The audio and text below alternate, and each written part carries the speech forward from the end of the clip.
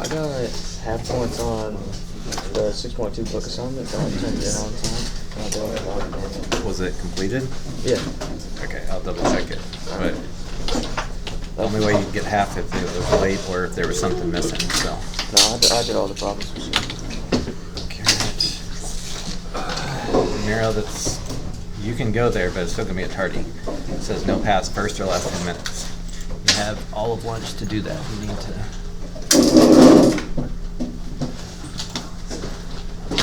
Not wait till class starts to do that. Change here, 2, 3, 1, 2, 1, 2, 1, 2. He's out. Jackson's out.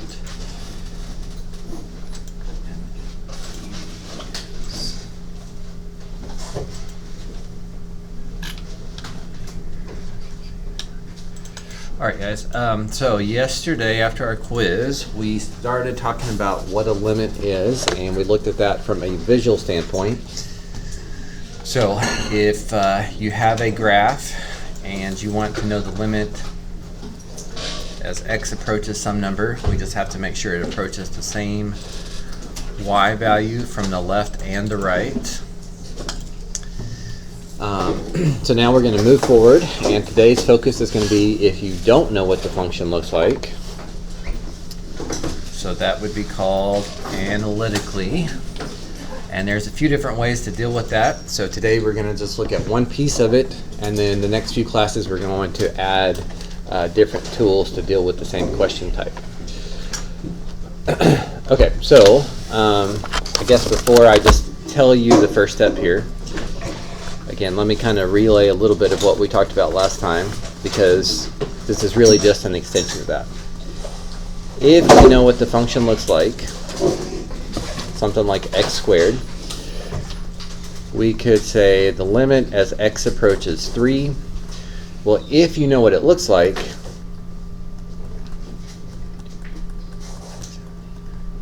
you can see that it approaches 9 from the left, it approaches 9 from the right, and so the limit would be 9. It has to approach the same thing from the left and from the right.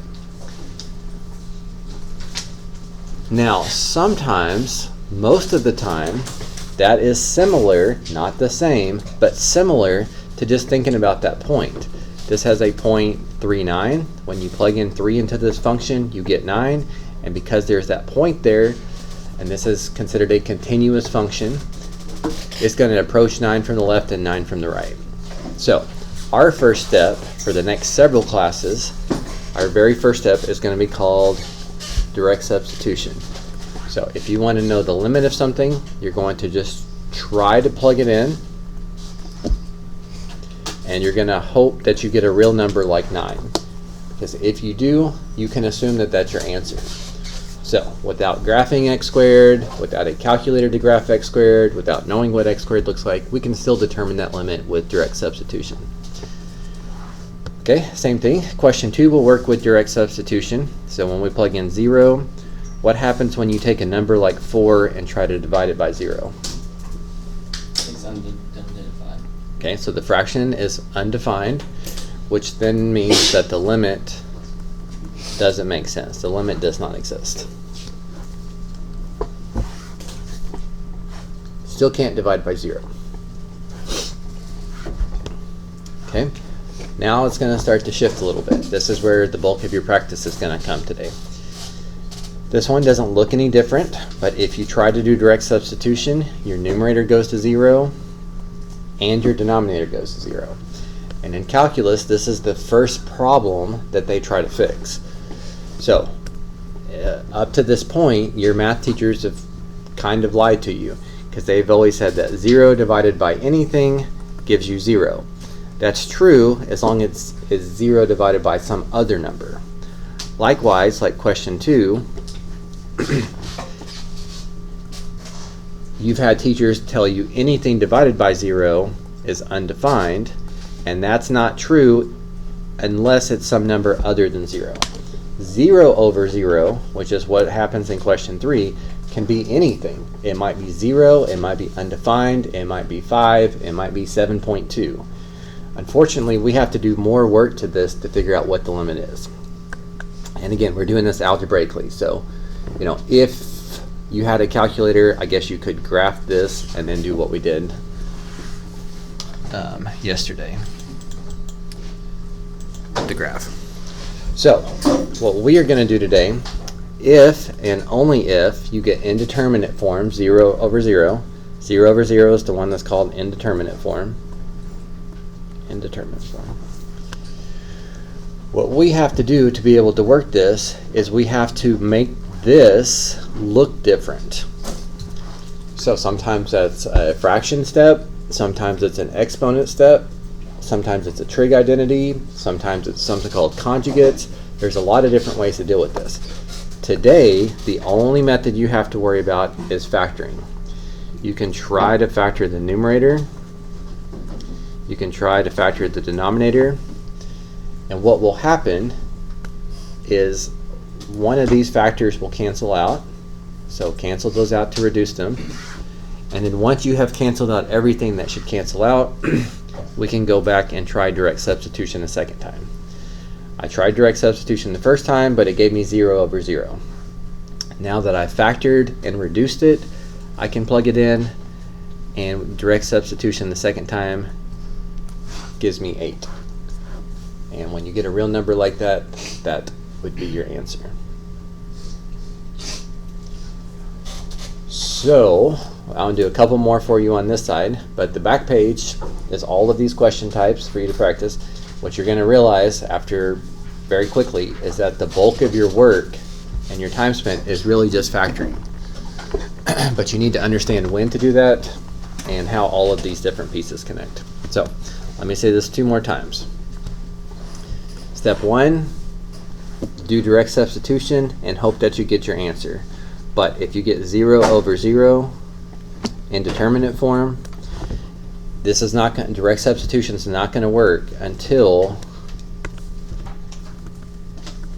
we mathematically make this look different. Again, each class we're going to add different ways to deal with it. Today should be the easiest because you only have to worry about factoring. So, try to factor the numerator, try to factor the denominator. If 5 is making the numerator and denominator 0, then you should have the factor of x minus 5 in each. And then once everything is canceled out, now direct substitution should work. The answer to that question is 10. Now also you want to keep reminding yourself what this means. This means if I looked at this graph, it approaches this y value as x gets closer to 5 on the left and the right. So I don't need to know the details of what this graph looks like, but if for some reason I care about as x gets close to 5, what does y get close to? That's essentially what we're figuring out. Okay, exact same steps. Step 1, direct substitution. Hope you get an answer like question 1 or 2 on the top of your page. If you get 0 over 0, you have to do more work. The more work today is factoring. So of course that could be difference of 2 squares, it could be GCF, or it could be trinomial.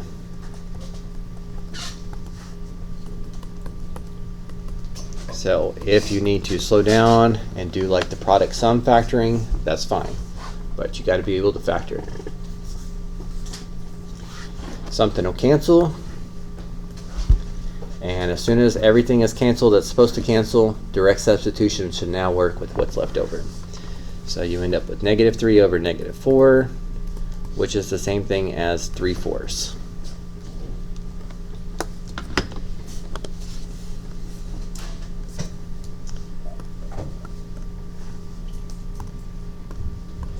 Now, in just a moment, when we move on to the back page, the back page has like, what is it, like 18 questions, is that right?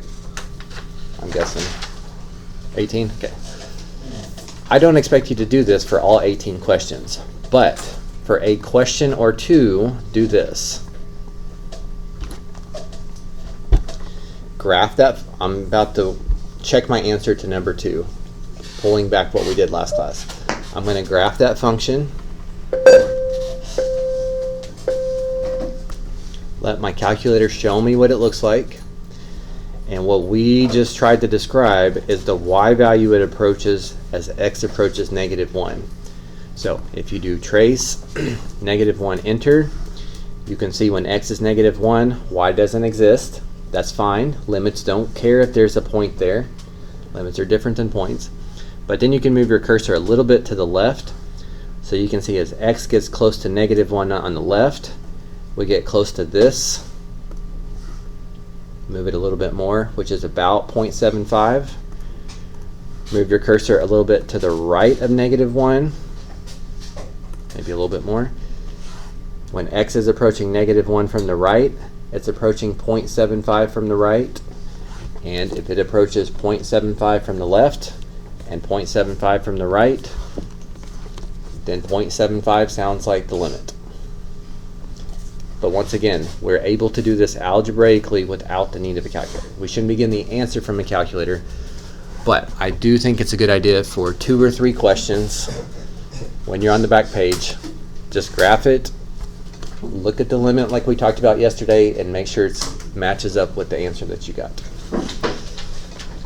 Okay, so the next step is for you to practice this. So let's go ahead and do the first 2 as guided practice. So take 2 or 3 minutes to try questions 1 and 2, and then I'll go over them and help you correct any mistake that you have. But really, really, really try to format your approach in your head. I know 90% of your actual work here is factoring, but make yourself think about, this is my first step. If I need to do more, what do I need to do? And then how do I use that to get my answer?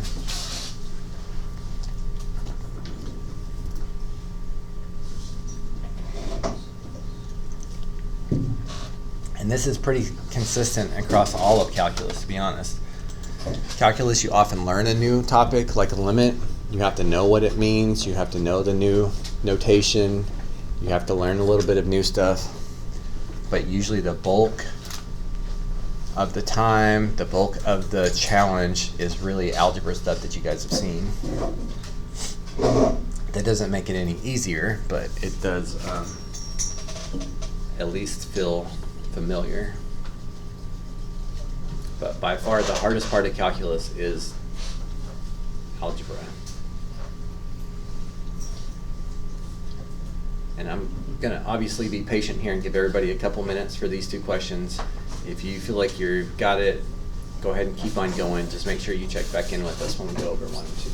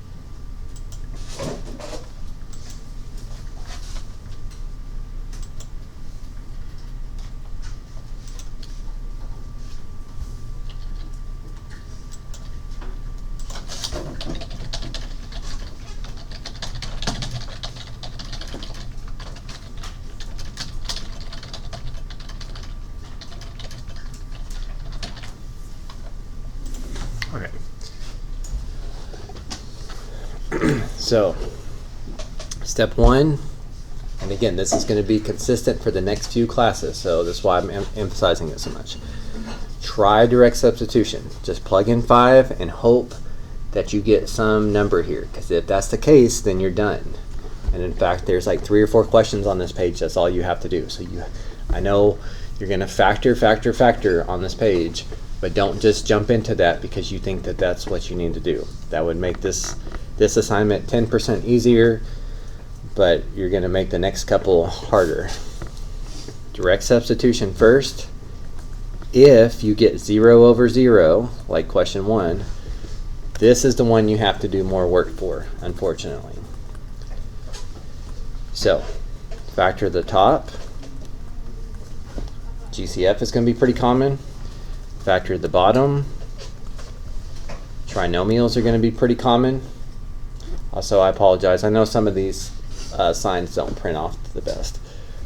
But you have a little bit of a cheat on these questions because you know something has to cancel out. So if you factor the numerator and factor the denominator and it doesn't look like anything's canceling out, then you probably didn't factor something correctly.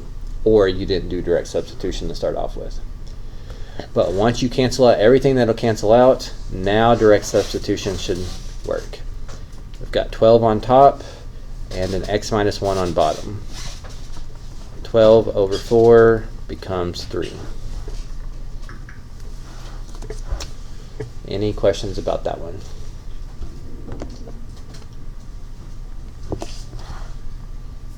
Okay, question 2 should be even quicker. Step 1, direct substitution. You get 4 over 0. 4 over 0 is not indeterminate form. Only 0 over 0 is indeterminate form.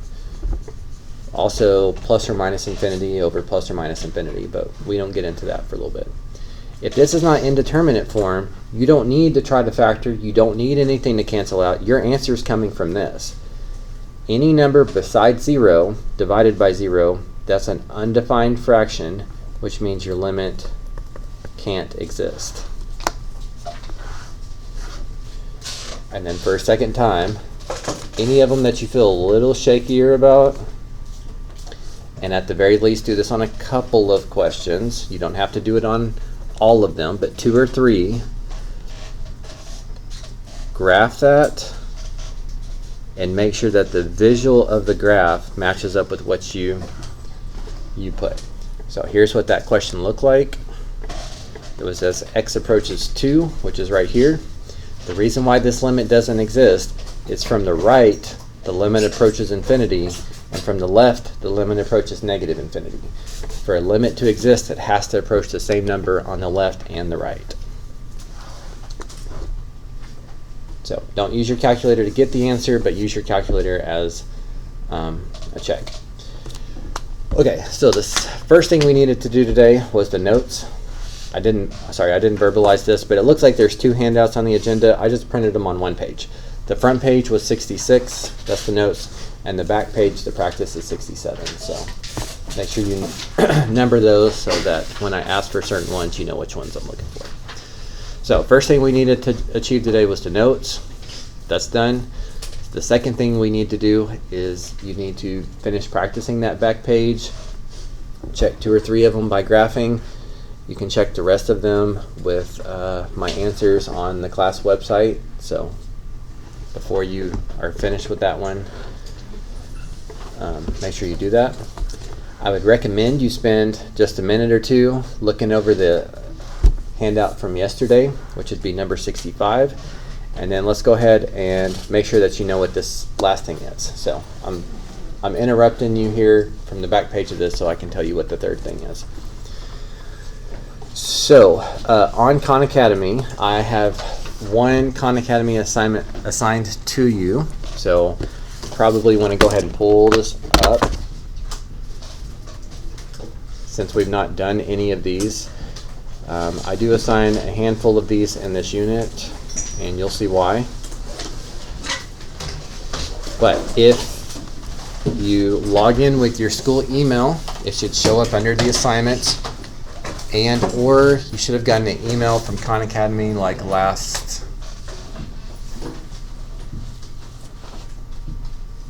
maybe at the end of last week, early this week, I don't remember, whenever I put it in. And you can click that. But it's as little as 4-question assignment, because I would like you to make 100 on it. And it's only over what we talked about last class. Again, I don't think what we did last class is difficult, but if you don't go back to it and think about it a few more times, you won't remember it in a week or two when you need to. So this is the one it pulled up for me. It wants to know the limit as x approaches 5. So it approaches negative infinity from the right, positive infinity from the left, positive infinity from the right. So I know the limit does not exist. But if you miss it, one nice thing I like about Khan Academy, instead of just giving you another worksheet, bless you, is you can click Get Help. You can read their description right here and compare it to your thought process to see what you should have done differently. And if you miss one, you can just click this Start Over and you start back off at question 1. So again, you really only have to get 4 questions in a row correct, and those are the topics from last class. Honestly, you should probably be able to do those pretty quickly.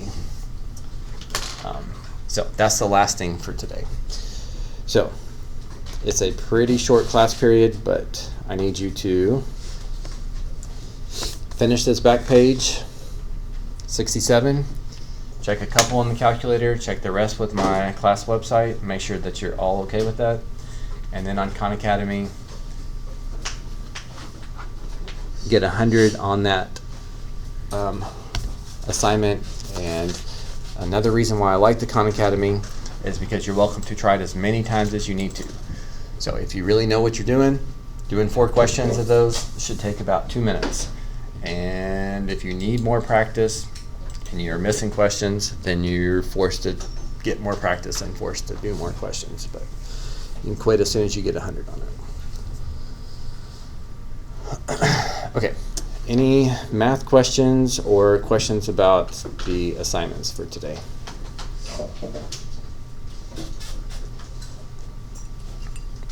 Okay, and I think I asked for CAP questions the other day too. Did anybody think of anything CAP related? Yeah. This is about this assignment. Does it matter that it says late on Khan Academy? Oh, no, no. Whatever due date I put on Khan Academy is just a placeholder anyway. Again, if you know what you're doing, it should be about 2 minutes, and class is pretty short, so I don't know why you wouldn't have it finished by the end of class, but if you don't have it by the start of next class, that would be amazing. So. Where do we find like the assignment on Khan Academy? Because I logged in from the email, but I'm not like getting the assignment. You didn't get the email? No, I have the email, that's why I logged in, but it won't show me the assignment. Okay, there's somewhere, I think in the top right, to see assignments.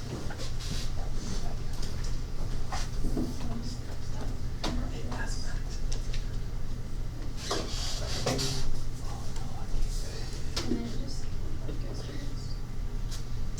Yeah, that's the whole course. You don't have to do the whole course. Click your name. Sure. Maybe click notifications. Is it really from that? I have no idea. Yeah, I just don't know what it looks like. In the right thing. Hello, I just want to let you know. What's wrong with that? What? Okay,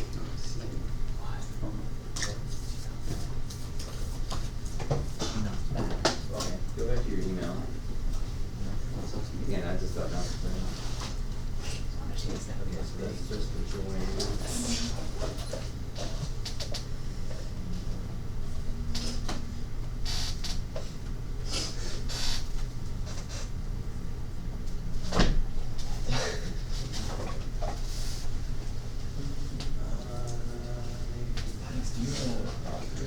Phone charger cord. Showing this. Yes. You know what, you're in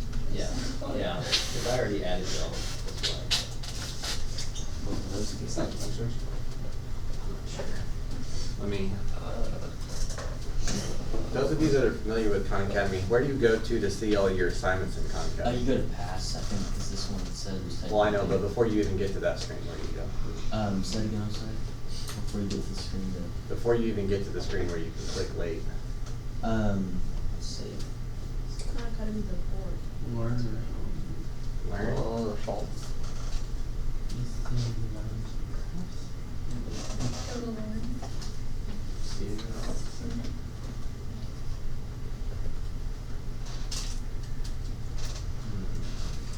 Okay, I'll have to keep checking. I'm logged in as a parent. As a parent? Yes. I don't think that should matter. Is your assignment not showing up either? I don't know.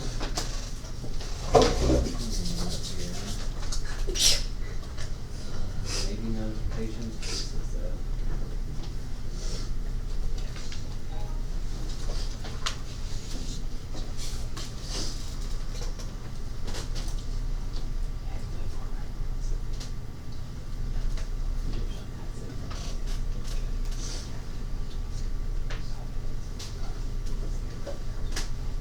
That's why it's so slow. I'm pretty sure you're in the right spot now. Yeah, so, I just noticed. I don't know the difference between parents and whatever, so it's fine for us. It just logs your score and so that'll be fine. He was able to find it, go back to the main screen.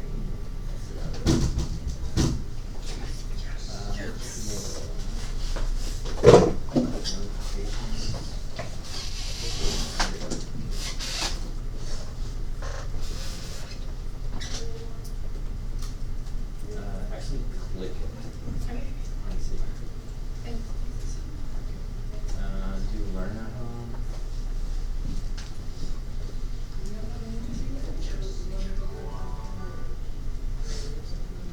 Okay. I'll look at it from my side in a minute. You can work on this. It should be in minus. Well. Yeah, we don't want this. I never said this.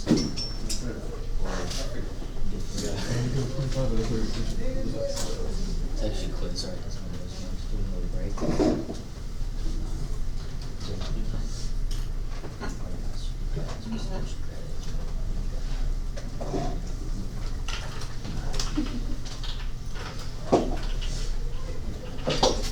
You done? You done? Oh, you wanted to see that? Yeah, I want you to do that. Whoa. No, put it up there. And play with it at the end of class when you're finished. Not distraction.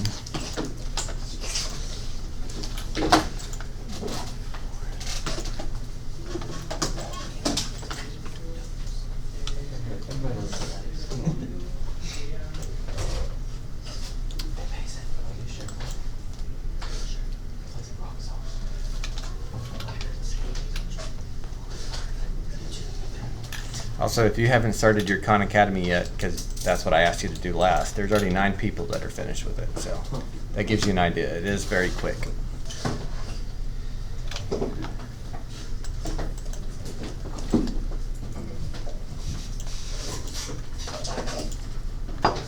Oh, okay. I see what's wrong.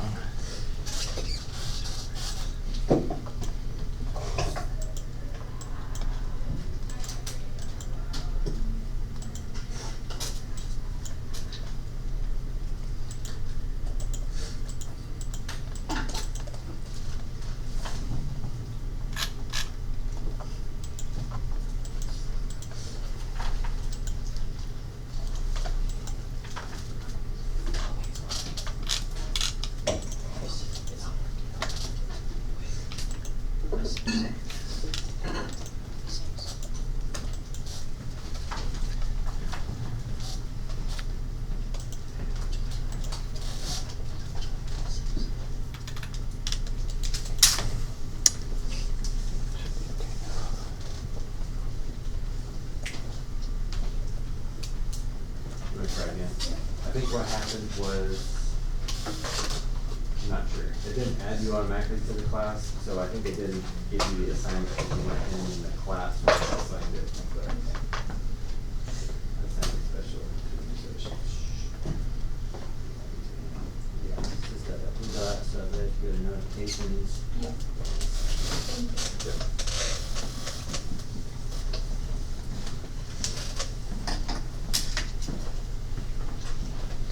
Yes, sir. Do you think Algebra 3 would be a good pick for me? What do you want to do in college and stuff? I don't know about that one. I don't know either. Algebra 3 is great if you plan on doing college algebra, but you might just do college algebra instead next year. It depends on how you felt about algebra last year. I would probably push you more towards the college algebra finite because you can get college credit from those. Algebra 3 is like college algebra, but instead of one semester class that's spread out over the full year. So algebra 3 is like the easier version, but you don't get college credit for it. If you Right. do college algebra and you do it all in one semester, you can get college credit for it. So that one would probably be the better choice, because pretty much any degree that you need is going to need college algebra. But it also just depends. If you know you want to do engineering, then you're going to need calculus, which means you might as well buckle up and start it. So it just depends. But I would probably push towards college algebra. All right, thank you.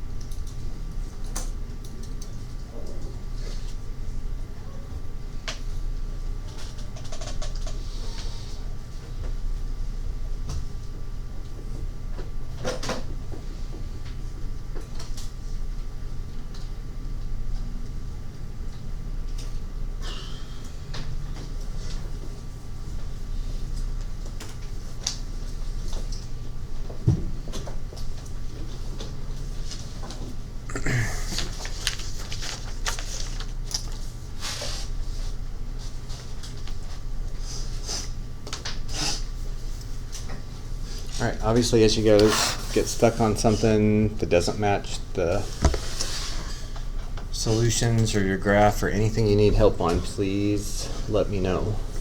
Again, this is not a super long assignment. You guys still have about 50 minutes to do these two other things, but it is important that you understand what you're doing because it is slowly adds up each class period.